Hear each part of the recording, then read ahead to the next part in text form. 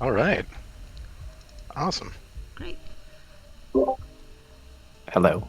Hello, everybody, and welcome to our Q&A of Buried Below, our April update, much anticipated update. The team's been working really hard, and here are Alex and Michael to answer all your questions.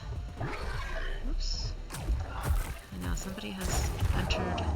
Hold on. We'll have Alex on in a second. All right. So here's Michael playing the game. It's me. It's Michael. Yeah. Anything you guys want to say about this update before we get started with Q&A? There's a dragon in it, and we're making progress. Yeah, it's a big change. So far, reception has been pretty awesome, and we've been enjoying it internally as we play it as well. And just looking to, continue to get people's feedback on what is and isn't exciting and interesting as we continue to make the game better over early access. Any sense of how the team is feeling? Like either how they were feeling leading up to this or now that it's out? Right now, at this very moment. I know there's some like hotfix stuff going on, but overall, I think we've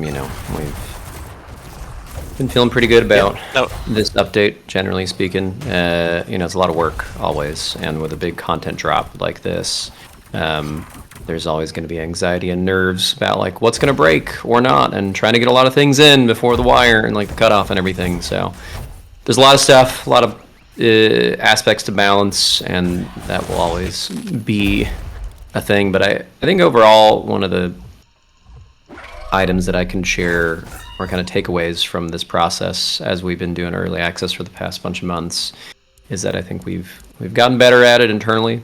We're establishing a pretty solid process moving forward. And each update for us internally, at least, goes a little bit smoother each time. So that's good.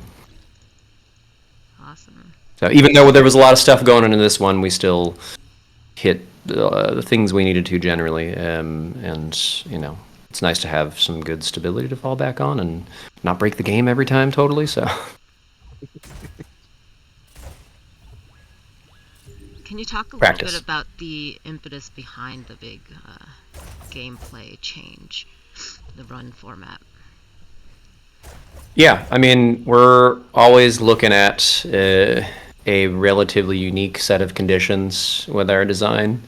There's not really much else out there that quite reflects what we're doing, and so there's a lot of trial for things and kind of blending of different aspects, pushing and pulling on different elements of the run and the structure of it, and what you're getting versus what you're not, and what feels good and doesn't. And so that's kind of been the story of this game for some time as we've experimented with it. And as we get more confident internally on things of what's working, as more systems come together, as more feedback comes in, it becomes more straightforward for us to target the things that aren't working, and target the things, and more importantly, that are working, and emphasize those. So it's just a lot of conversation, a lot of judging, again, our own internal feedback and external feedback, and making good decisions based off of that. So we wanted to streamline some stuff, get rid of some of the complexity that was bogging down our structure and loop, and refocus on the things that we think really need to be pushed forward. Great. Anything to add to that, Michael, or should we start with questions? No, let's get into the questions. Great. Because I'm trying to kill this engineer. All right. First question from Jen. Hey guys, amazing update. One question. Why not do a full wipe instead of just letting us keep core upgrades? I mean, it's always a balance each time. If we're going to do any kind of system change that would alter what you got, which, it might still happen in the future, where you might do things with like a permanent progression that might need to be adjusted, or rearranged or whatever else. So we want to keep in mind effort people have put in already, as much as we can, and not get too in the weeds on that. So it's a balancing factor is all. We there's still no promise. We might have to do that in the future for a system here or there, but we try to avoid it where we can, just to let people kind of preserve as much as they can for efforts they've already put in. Yeah, if you want to wipe, there's a clear save button at the bottom of the start menu. So you can wipe your save if you'd like to experience it fresh. But for folks who don't want to do that, we couldn't keep everyone's progression because those systems are changing. But we did want to be respectful of the time people have put into the game already. Awesome. Question from Wilbun84. The game has had some major changes in design philosophy since the initial early access launch, number of deaths, roguelike elements, etc. Has the team felt positively about shifting the initial vision of those elements of the game? I mean, I think once we start to see it come together and play it for ourselves, and it's all theory crafting until it isn't, and we don't move forward unless we feel more strongly about it than whatever previous iterations we had. So, follow up to that. Yeah. Go ahead. Okay. Does the major shift in mechanics affect your creative drive or passion for the development in any way? I mean, part of the purpose of this stuff is it's not just, hey, what's being presented to the player, but there's parts for us internally, decisions we make to make design more straightforward for ourselves, and again, as I was saying earlier, like really focus on parts that we feel are our strengths and get rid of any cruft. And again, that goes for even on the design side internally and how we think about things. Too many systems means potential for a lot more complexity and problems to come up. So where we can, we streamline, and where we need complexity, we get it. So it's just a matter of adjusting and tuning.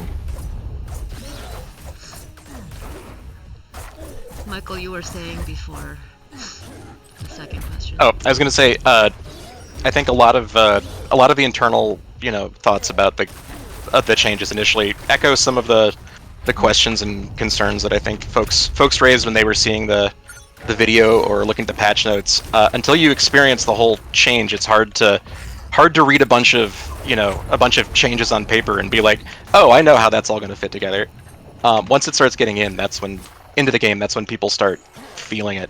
That's part of why we had a internal prototype that then turned into the experimental build in February, is to get people understanding where that change was and understand how we work in that space.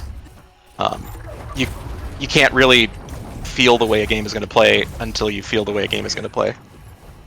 Yeah, and again, this being the game that it is, where it's very systems dependent and interlocked in many ways, it's just gonna, again, the theory crafting only goes so far. So being able to play it for yourself and really see it in action, even for the team internally, makes a big difference for when you can start to see how those threads start to come together. Obviously, there's an amount that we got to do in theory crafting on paper to make things true. But yeah, it's just it's not always going to be clear, especially for folks that aren't in all the design meetings all the time until they play it for themselves.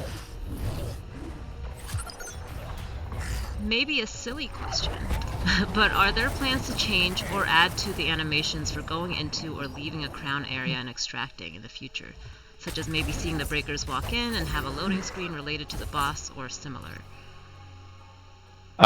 Yeah, I mean, there's a lot of aspects of presentation that are just not complete in this game yet, and won't be until much later, until version 1.0. And definitely entering in and out of boss arenas is one of those things that we'll see what else we want to do there. So, is the main method of movement or traveling going to be limited to running and using the hoverboard, or is there a plan to add multi-dashing, like in Drifter? Like the chain dashing with momentum. No, we got the hoverboard. We want to focus on that and just make that a more robust experience. So, question from Ridiculous Maxvar. Spending a lot more time in the overgrowth without extracting means day-night cycle doesn't really progress. Any chance this could be changed to time in the overgrowth or world tier? The day-night cycle does progress with each boss, and there's plans to do a bit more with it later on down the line.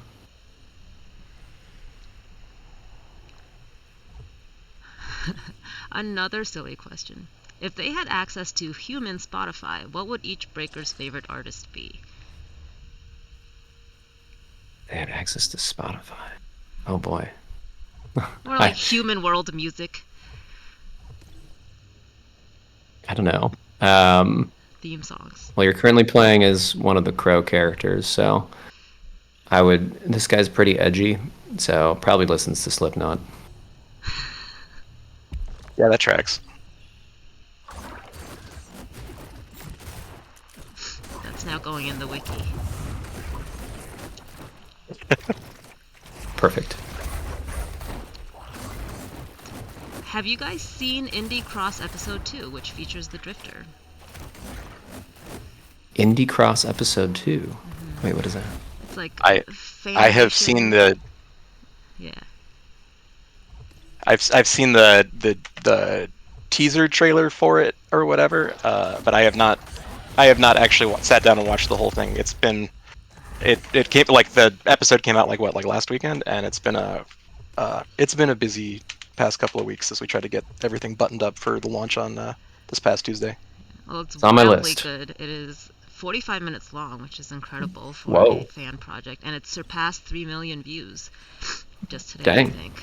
So That is Well, that's that great. is awesome. Congrats to them. The bits that I've seen are just super cool. So I am glad that they are seeing good results from their hard work. It's on my list now. heck yeah. Are there any plans to characterize the breakers outside the likes and dislikes on their character profile? Yeah, we have some backstory for them. We're looking to see like how we can expand on it, which ways we want to funnel that information and where it's valuable. We got a lot of narrative stuff that we're holding back on while we patch up gameplay elements first and foremost, and flow and other presentation stuff. And we'll get into more narrative stuff later in the year. And what about things like changing up their idle animations or body language reactions to NPCs or other ways? Everyone's gonna have everyone's gonna have a unique dance that you can emote with. I don't even know the names of any dances right now, so I was gonna make a bad joke about one, but How do you dance to Slipknot? I think you smash your head you against put the your wall. finger in your eyes, right? You wear barbed wire. Okay, Leo Macados. You planning to add a nightly character like Drifter of Hyperlight Drifter? A knightly character? A nightly character. I guess someone wearing Like a Keira Knightley? helm or something? Like styling. I thought they meant like a character that pops in every night and says hello to you. And takes the top hat off, is like, "Milady." I mean, we have characters in the works for mini bosses and stuff. We'll see what happens there. How many Psycom perks do you intend to implement, and how will they differentiate each other? Be different from each other per breaker? We have a lot. Like, we have long laundry lists of things when it comes to mods. For player characters, for builds, and all that stuff. And so for perks, for Psycoms, we have 2 to 3 per. We'll see if we can do more longer term, but that's kind of our minimum we want to hit with them. Are there any other play styles that you're looking to open up? definitely. I mean, that's the plan with our characters longer term, is to really differentiate playstyles as much as possible. With different modifications like the perks, or their loadouts and what they can and cannot use, and even some like other potential like physical differences and stuff like that. So it's not just purely visual. So as we make our way, throughout the year, we definitely want to keep emphasizing those differences and build that out more and more, so that you can have big heavy play styles with slow tanky types of setups for your loadout, for your perks, for your modifications, or much lighter stuff. So again, as much difference as we can get within reason is definitely our goal here for our player characters at a baseline, and with all the other stuff you can stack on top. Swite Pelk Andy says, what are your opinions on features like fast travel? Sometimes when you say names, I'm worried that you're like having a stroke or something. It sounds like you're struggling because you like struggle with the pronouncement. I'm like, are you okay? Are you smelling there's toast? Just accents all over this word. There's an L Sorry, in what there was with the a question? dash through it. What are your opinions? Yeah, on haven't like you fast seen travel? L dash? It's La Dash. Features like fast travel. Fast travel? Yeah, what are your thoughts on? We don't have any. I guess. We don't have any fast travel. What's that? Yeah, why would you? What are you looking for fast travel for? Is sort of my question. Like, what is? I don't know that we need fast travel. We don't have plans for it. Yeah, I mean our map is the size that's like relatively traversable within a pretty quick amount of time. The hoverboard is relatively quick. We want you to kind of cover some space and maybe retraverse some spaces here and there. So, fast travel unlikely to be in the cards at this point. So.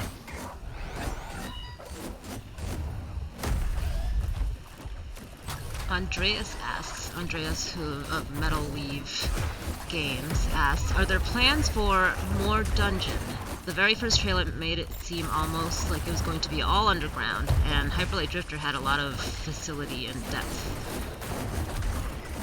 Yeah, we have labs in right now, but they're pretty limited, kind of like our first version of some of that stuff underground. So we'll definitely be covering more and more of those with future updates, and have more elaborate spaces there with some different challenges and traversal stuff. So yeah, we'll have more.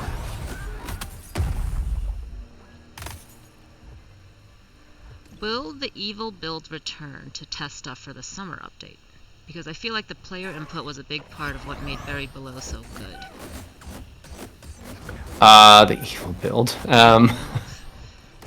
I mean, if it becomes necessary, we love having people that like to test out new and weird stuff that we're a little unsure about. So we'll let you know if future things like that come up, and we put it on a special channel again, experimental. So it's possible we do more experimental builds and we put it out there for people to try and see what they think. So Yeah, never say never, but we're not looking on making that a regular part of early access. We'll do it if there's a major change that we want to make sure that is going to resonate well with players. Yeah, obviously usually the Buried Below update and all these changes, like, they were huge, and so being able to validate that early on was something that gave us confidence to move forward. Yeah, there's some amount of de-risking for the process where we're relatively sure we want to pursue these parts of the design, but we should probably get some confirmation on certain aspects of it so that we can have buy-in from other aspects of the team / assurances on certain fronts, and just kind of double check our math, so to speak, because putting some of these changes into effect takes a lot of work and time and effort.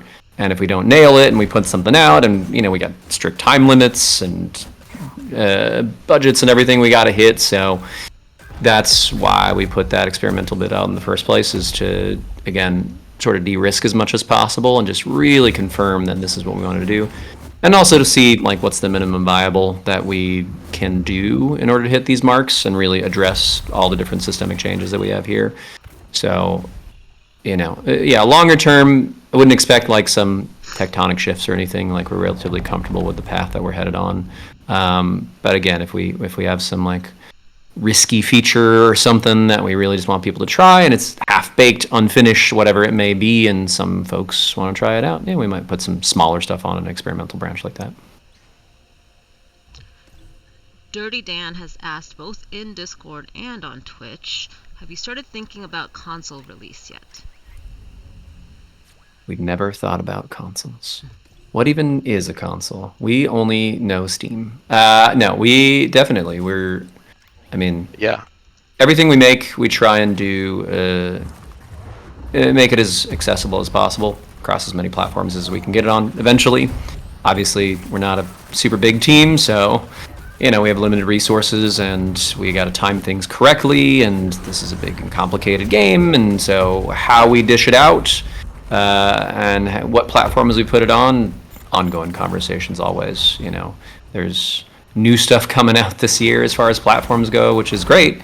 And there's always a lot of considerations with that, because contrary to some popular beliefs, is like it's so easy to make console ports or just hit the button to do this. Like it's complicated. It takes a lot of time and effort, and really dedicated work on multiple people across the team, engineering and otherwise.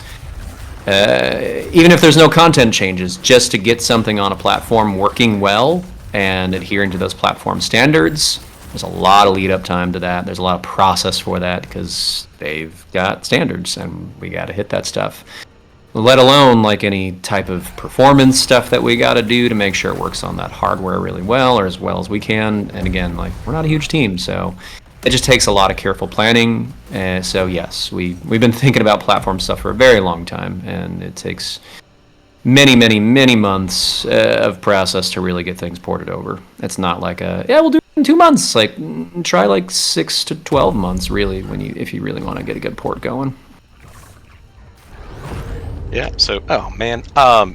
With that in mind, we're not going to be on other platforms until we're out of early access, and we will announce additional platforms when we're ready to announce them. But if there's particular platforms people want to see us on, we'd love to hear that. Particularly EI80 calculator. Yeah, that's what I was going to say. It's like if you're like, oh yeah, there's this really cool. Can we put this on a Nokia phone type stuff? That would be really useful to hear. It's coming back. Oh man, it's never gone away, Michael. I don't think it ever went, so I don't think it could have gone away. You're not side talking on your taco phone every day? You're missing out. Are there any upcoming plans to add more uses for meta resources like golden rations? And if so, what broad ideas do you have in mind? Yeah, we have other meta progression stuff in the works on a couple of fronts, so, we'll keep figuring out, or we'll keep putting stuff into place as we figure out when to do it, when is appropriate, There's a lot of logistics that go into making decisions about content drops, about patches, big and small, and so even if we have a plan for 6 months from now, this feature or this the noodle bar or whatever it may be going into the builds, like we just got to make sure we actually plan that at the right time with everything else going into the game and people's time across the board. So it's kind of just it's a matter of time more than like, are we going to do more things on progression stuff like that? So Switelpilk Andy has Switelpilk. clarified the question about fast travel. What are your opinions on Switelpilk is my favorite name so far. Switelpilk. Maybe it's Switelpilk. Fast travel and backtracking. Yeah, what are your opinions on backtracking? Because often the map generation can separate objectives out of the way too much, and you find yourself going back and forth. So they want to travel between shrines. Right. I mean, it's a balancing effort on proc gen and where things spawn. Over time, as we did in this update, as we've done in previous updates, our generation gets better and better. That's just kind of the reality of it. We're not doing like massive changes to the proc gen, and it's a super complex series of different systems under the hood to generate these maps each time you go on a new one.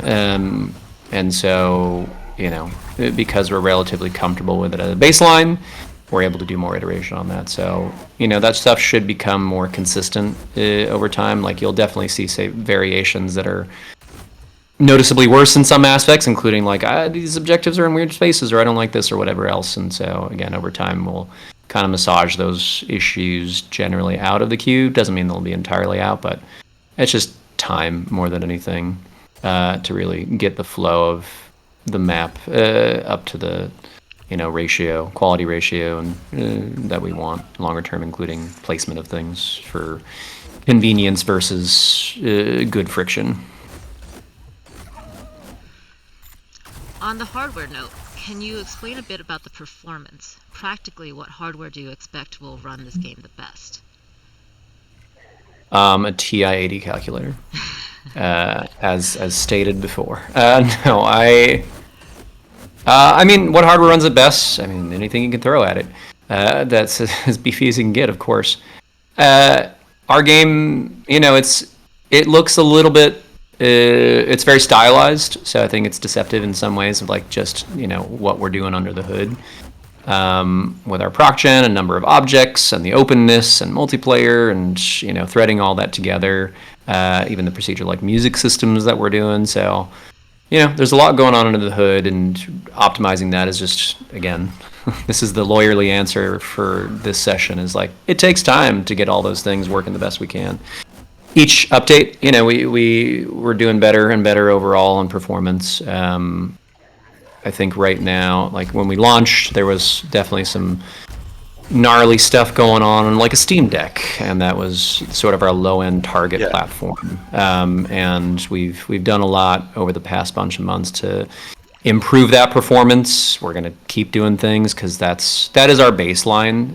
It's like Steam Deck isn't the best place to play it on. And, well, I mean, I play my Steam Deck mostly for most games these days when I can because it's just convenient and I like it.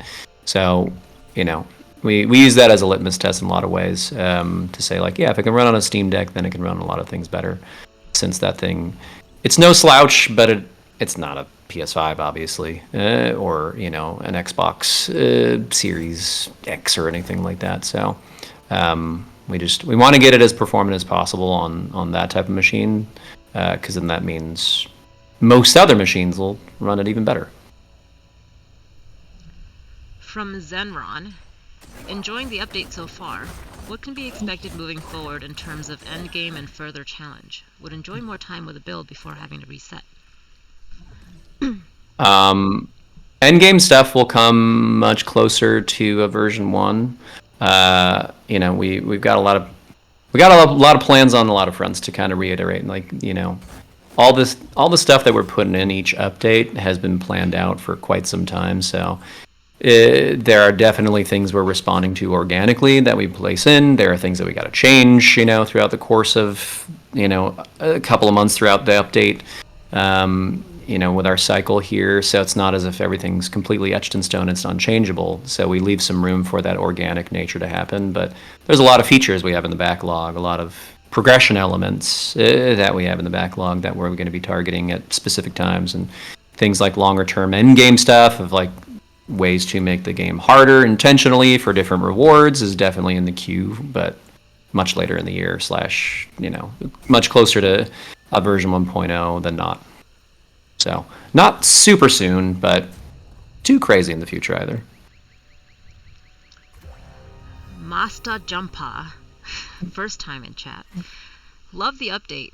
Any plans to bring back meta gems as a resource for medkits in some capacity? Not at the moment, but I mentioned organic elements that come up, health and balancing that stuff out, and when you use it, when you don't, and how much you're getting is always a big factor in, the moment-to-moment / the overall run structure, because that's a pretty crucial resource. So never say never, but at the moment we're pretty comfortable with what's going on with it, but we'll see what ends up coming out of this over the coming weeks and months. Galaxy Brain. Any chance of adding wind tunnels for the glider or other convenient methods for crossing over bodies of water? Wind tunnels is a fun idea. Yeah, I we dig that. we've never actually talked about wind tunnels. Galaxy Brain again. I think Yeah, we should, no, we good. should put it on a list. Yeah. To be clear, we Good do thing this have is being recorded, right? yeah. Now we have a lot of things that we all would like to do across many different parts of the game. It's a big game. It's complicated. There's a lot of organic and interesting opportunities. Like we've intentionally made sort of a playground here with a lot of tools, including on the traversal side. And so we have a lot of stuff we want to do on traversal with, especially the hoverboard. We'll see where we net out and how much time we really have to do certain things, because there's some really lofty ideas, like what you could do for that, and like make a Tony Hawk and everything. It's like, we would love to do many things, but realistically, what's going to benefit the game the most always kind of collides with what's the wildest ideas we have. But definitely open to fun ideas like that might add to it in some way and aren't particularly crazy to do either. So yeah, wind tunnel, put it on the list and we'll discuss and see how it fits into the game, if it does at all. It's a great suggestion. Thank you. Nice. Thanks, Galaxy Brain. Zenith Astral. You have a real big brain. Do you still want the vendors to sell weapons and items, or just upgrade the ones you find? Depends on the vendors. We're kind of working across vendors in Run versus vendors in the hub, and balancing out like what you do where and when you do it and how frequently you're doing those things. So, we're trying some things out here, and we'll see again where we net out. We want to make sure there's enough clarity on where you're supposed to do specific activities, like upgrade versus buy, and not make it too ambiguous. Like we want players to think of, oh, I should go back to the hub to do X, Y, and Z, or oh, I should go find a vendor in the Run to do ABC, and that kind of clarity that communication is really important, especially with like the mental load of a game like this, and making sure that players can quickly think about what their next step could be to plus something, or find a different path, or save themselves something here or there, or buff themselves. So again, we'll see how things ride for a bit on the balance here of what the vendors are doing currently, but communication on what they're supposed to do is key. Heartsocket asks, besides the noodle shop, what are the plans to expand the hub, if any? I absolutely love just chilling there. The vibe is insane, and I'd love more things to do and see. We're going to add an insane asylum, so you can be totally insane there. We have some other vendors that we haven't put in there yet, and so we'll be expanding different things for permanent progression and temporary progression across runs. Longer term, we'll see what we have time for version 1.0, but there's definitely fun stuff that we would like to do there that's not just purely about progression or the run itself, side things that are just cool and fun and don't have to be geared towards I'm making progress in some specific way towards, the story or end-game content. So again, we got to see how much time we genuinely have on certain features, because if it isn't essential for run loop stuff and meta progression and narrative, then that's kind of the first stuff to get chopped oftentimes in the process. But trying to reserve some time as best we can later on down the line to do just more fun side stuff in the hub. So it's a cool place. I like it. We like it. We want to do as much as we can there, but can't promise anything until we really nail all the other stuff down. Condit 011235 asks, tricks with the hoverboard? Fix with the hoverboard? What? Tricks with the hoverboard. Oh, tricks with the hoverboard. Yeah. You do a trick right now. Yes. Longer term, would love to do more tricks, depending on our animation budgets and everything. So, again, the dream there is to make a more robust hoverboard experience, including trick stuff. So, we'll see. Would love to do more, but it's doing its baseline function, and we'll see how much more we got some time allotted for it to do a bit more with it, and we'll squeeze as much as we can into that for fun things with the hoverboard, including tricks. JPW asks a interesting question. How do you think philosophically about difficulty? For example, Mario doesn't have difficulty, you just choose the harder route if you want a challenge. I mean, I really love. Well, I'll say, I'll give a deep cut here, I guess, into thinking on it. As much as I love giving a lot of flexibility to the player to play the way that they want to in many cases, I do think that there are clear limitations to that as well, where the design intent and the kind of authorship of the creators is just as important or more important in some cases. You know, you look at Nintendo games and they kind of have limited ways to modify that via a menu, as an example. There's a more diegetic way, as is being described, where like you can choose a harder route, and I'm much more a fan of that type of stuff. Again, diegetic meaning like in context of the world in some way where like the character would understand that this is happening in the world with them. It's not just a menu layer. So yeah, games that have like 7 different difficulty options, like not in love with that as a design philosophy. I understand it, and I think it's totally valuable for certain games. But for us, I would rather approach it a little more as diegetically as possible, and like you choose the things you really want to engage with and how difficult you want to make it organically as you're playing it, rather than fiddling with menu stuff. I think you know, this is a drum that's been beat over and over again, but like Dark Souls as a series does a really great job, or just the Souls games, including Elden Ring stuff, does a great job of that more organic difficulty where you kind of choose via the build that you have of like, if your magic, it's, you know, ranged and it's less risk, and that's kind of an easier setup for you. Slash, you can get friends in to help you with a boss or strangers or whatever else. Like, you can kind of choose how much you want to grind against the challenge in that world. It makes no bones about it being a challenging world, but there's a lot of stuff in there that happens diegetically that allows you to chip away at some of that, slash make your experience more reasonable for it, how you want to approach it and play it. So I really like that type of design.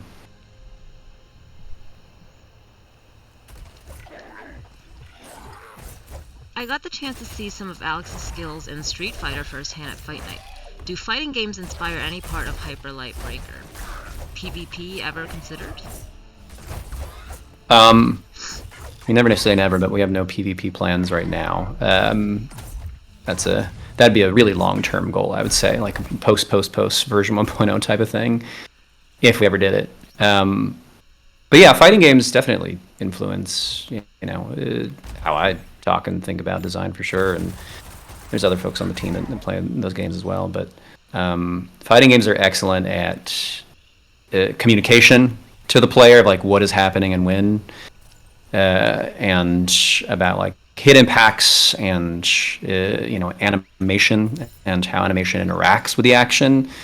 They are quite clearly the best at doing that. You know, like that's their whole thing. They better be really good at that. So they kind of have to be the best at communicating impact and intent and readability and making that the whole experience thrive and revolve around it. So they're kind of the best example you can look to when it comes to action overall. Obviously, there are different constraints and you know, considerations for a fighting game and what you're doing in it versus like a third-person freeform camera, you know, with the RPG element type of hack and slashy thing like this. Then there is like one-on-one Street Fighter stuff, but there are plenty of principles for animation and design and you know, action itself, fighting, that you can really take from that. Mystics. Are there any plans on making hollow bites more meaningful? Currently they feel like stat sticks with how rare they have become. Don't quite feel worth the chase. I really like how far the affix system has come and the status effects you can lean into. Are there plans to make more synergistic hollow bites? Yeah, I mean, as we're building, you know, there's a lot more mods that we want to be doing. Mods just being like anything that modifies your build, holobytes or affixes or what have you. So on multiple ends, we'll be approaching that stuff, and we're far from done balancing that stuff out, like how often certain things drop and how many opportunities you have to adjust your build or modify it in some important way, whether it's like a heavy duty holobyte or a more light affix, or status effect stuff. So there's a lot to do there still, is the short version of it, including adding more and, again, where we dole those rewards out and how frequently. Let's see, this is Scott Hill. What is the thinking behind forcing a cycle reset when joining or inviting players to join? Is this a technical limitation? Might it change in a future update? There's a couple of considerations. Definitely part of it is technical. As always, there's technical considerations on the multiplayer side. Logistics with, like, where's a player at, and, what do we want to do to adjust for new players coming in dynamically versus not dynamically. So multiplayer always adds just a whole truckload of complexity, not only to the engineering efforts, but even the design considerations of if a player is able to do this, then they could do that. And if they're able to do this, then they could do this other thing, and that can have a lot of cascading effects. So without getting too into the weeds, like, yeah, there are strict technical limitations / considerations, and then design considerations overall. We're going to keep working at multiplayer flow and performance, obviously, and so over time, subject to change, like, how we do that stuff for resetting versus not, and keeping things versus not. But for now, yeah, we just we wanted to make sure that we weren't breaking anything in a number of ways, and this is where we landed. So we'll let folks, if we have more improvements on that in the future or changes for it, but definitely multiplayer flow is the thing we're looking out for every update and longer term to improve it as much as we can. All right, multiple people are asking this. Can we expect a pause function in solo play anytime soon? Maybe not anytime super soon. If we're going to do it, that's one of those things that we want to be careful about, having things that are different in single player versus multiplayer. We want to make sure there's a consistency across both experiences as much as possible. Obviously, there has to be certain different considerations, but we don't want to make the experience dramatically different. So pausing the game definitely isn't just the most straightforward convenience, understood like the desire for it, and it's definitely in conversation for if we might do something like that, but can't promise anything for like next update or anything like that. Sin. Do you ever intend to add PB's dual staff or bow as usable weapons in the future? Again, never say never. We'll see. We got a lot of weapons planned out that we've done over time, and prototyped over time, and we'll be finishing up, close to their shipping out date every time we put new updates, bigger updates out. So we'll see where we net out closer to version 1.0. We got quite a spread that we're trying to work through. So. Oh, this is a cute question. I'm a hippo. Adding on to this, will there be more hub NPCs? I'd like to see some interactions that aren't purely transactional. I just want to hang out. You don't live your life in a transactional fashion 100% of the time? I know I do. Everything is a win or loss transaction, don't you know? No, absolutely. I just having some like good vibes there is a goal. So, we, besides vendors being able to exchange things, we've talked about, like, can vendors do other things, talk to you in some way or another, just have a moment. So we'll see where we end up on that. We've also talked about player characters maybe hanging out in the hub here or there in different spots and having some response to you in some way or another. So we'll see. Again, we definitely want to flesh more of that stuff out in the longer term, and even if it's only a couple things we can manage with the time frame that we have, I don't think we want to just leave it based purely transactional. Miku. Leveling up in Run is a cool system. Any plans to really give the player control over their growth by allowing them to choose stat upgrades rather than a blanket buff, with each character having different growth speeds for each stat? Yeah, we talked a lot about the leveling up system and how we want to handle it, and there's always a balance between complexity and simplicity, especially in this game. You don't want to overwhelm players with too many different systems and trudge through too many menus. Like, you want to keep the action flowing.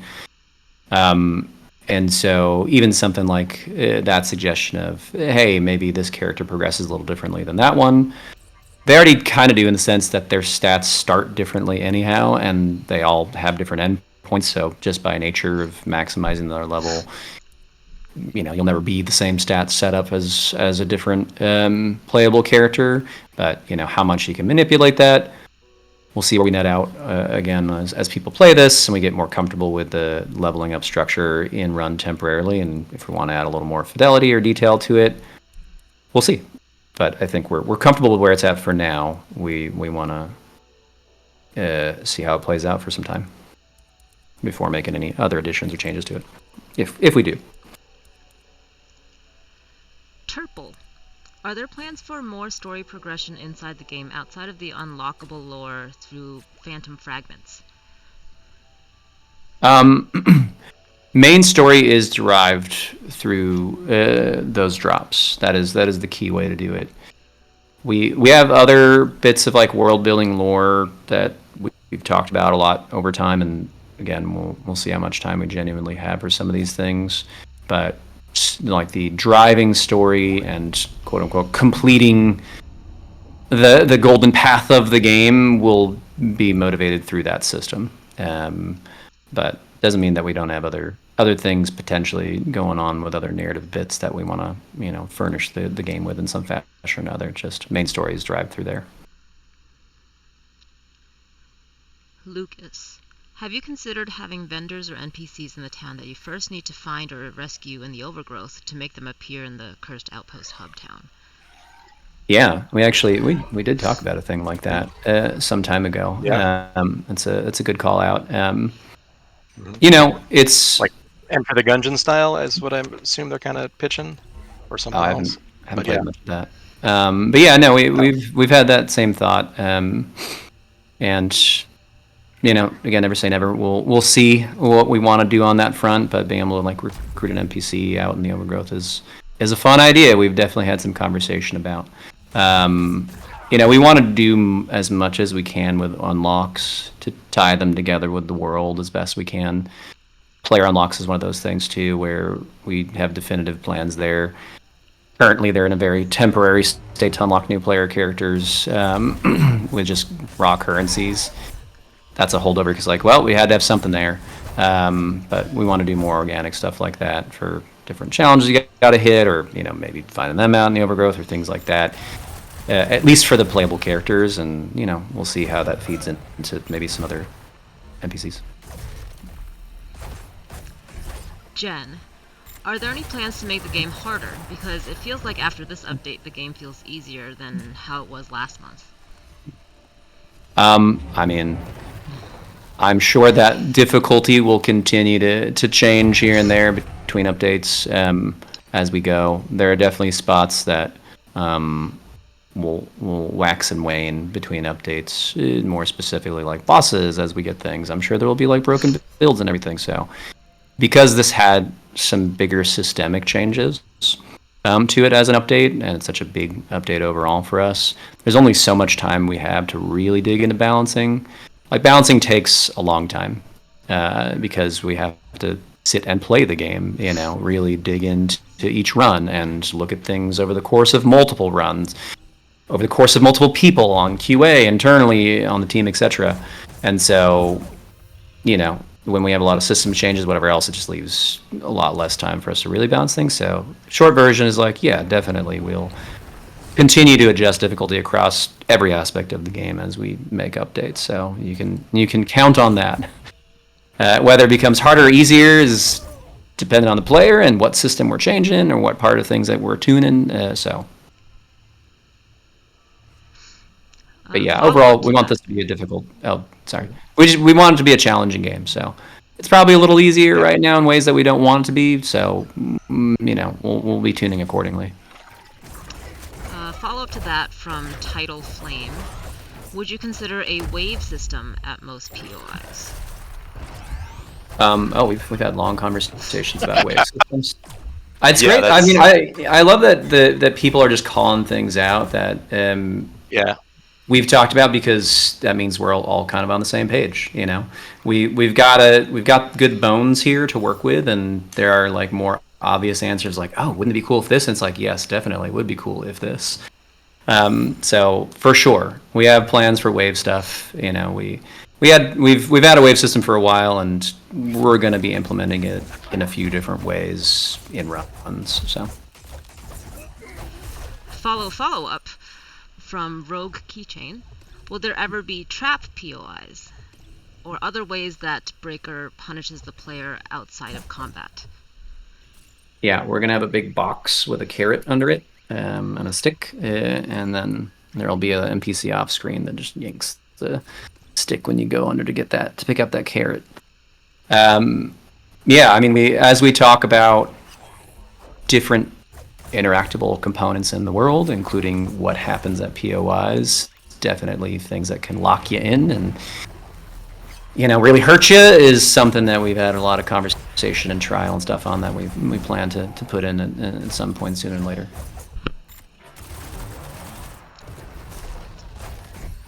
I'm a hippo. Would there be a way to carry some items Excuse me? from a build over? I'm a hippo. You're a what? I'm a hippo. Is that like a hippo? A hippo. Well, their avatar is a hippo, so yeah. Will there be a way to carry some items from a build over, or possibly any plans for an endless mode? Endless mode, can't say right now. Carryover stuff, we'll see if there's something there eventually that we want to have a protected thing, or say this is a good item and I want to keep it. Ultimately we really want to be resetting everything as much as possible between map generation to give you a fresh start, and also importantly to make sure we can put really busted crazy stuff in to make each run feel as different as possible from the start to the very end of it. But whether you can carry something over, it is in conversation, and we'll see what limited aspect of that perhaps in the future. It's not out of the question, but wouldn't count on anything super soon. Heart Socket. In some early Breaker footage, there was this sick-ass perfect dodge move. What happened to it, and is there any chance of it coming back in the future? There's a strong chance of it coming back. It got shelved. It was, part of what we were doing long ago in our combat flow, and wanted to make it do something a little differently and have a different place in our combat flow. So it is set to make a return at some point for certain things. So we'll put it in. We'll put in more info in when we have it on it. But yeah, we would like to use it in some important fashion. Turple. Do you guys plan to release another roadmap soon? When is the next roadmap coming out? What are we thinking? That's a good question. I can answer this one because me and Arc, our publisher, were talking about this earlier today. Expect to see a roadmap around the time our May monthly update comes out. So, and we'll have more information in that roadmap. And I think it will extend farther than this previous one. But that's when we're looking for it right now. To get a little inside baseball here for a moment. There's a lot of planning that we need to do on our side, and vetting and making sure those plans are achievable before we put something out in the world, because we want to be able to deliver as much on a roadmap as we can. Obviously, things Sorry, my cats are knocking stuff over. Obviously, we're going to change priorities when that's necessary, and you saw that with like tutorial stuff coming in for this update. But we want to make that a strong promise, which means we have to do some back and forth and a lot of digging into things before we commit to things. So expect to see it around the May update, which will be in May. Nice. Whoa, crazy. Tomorrow. I know. Shit. No, please don't. Not tomorrow. we are working on a hotfix for a couple of issues that people have reported right now. So we will. I think he was saying that May will be later than. Yeah. He was saying is May technically is tomorrow. Yeah, not that. But our hotfix, our hotfix will not be the May update. Alright. Brew number 1 drunk HLD fan. Does X So drunk. smell bad? It's been a joke about his green fire. What does it smell like? His green fire smells Didn't bad? Does it smell bad? Didn't they do some science and they were like, hey, it's sulfur. It's like this particular mineral because it burns that color. I There mean, was like I a whole burned, thing in our Discord about it. I burned some chemicals that go green accidentally. I don't know if it's always sulfur, so I mean, I feel like Exis is the type of guy that takes care of himself. Always working out, doing leg day, making sure that his gear is polished when it needs to have it that way.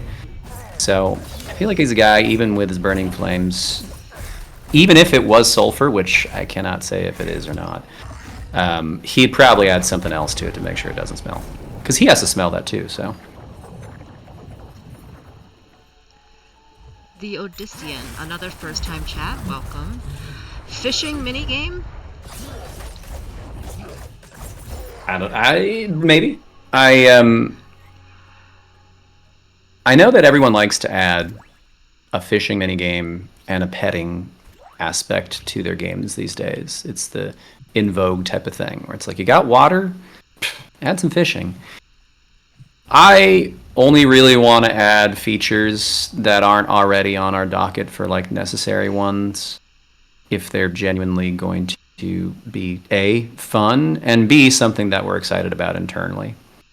So we haven't dug into something like a fishing minigame because we're doing a lot of really necessary stuff right now, but never say never. Maybe we'll be compelled and say like, hell yeah, fishing minigame. We have a really good idea for how it's different than other games and not just yet another fishing minigame, you know? Yeah, on that note, let us know what is interesting to you about a fishing minigame, because if we need to be amped about it to want to do that, then tell us what gets you excited about it so that we can understand that, and maybe we can get amped about it too. That's a good request, because personally, I mean, I can't speak for anybody else on the team, but for me, I'm not a fishing minigame person. I like River King as a fishing game. And Sega Bass Fishing those are the two fishing games, the two best fishing games ever made.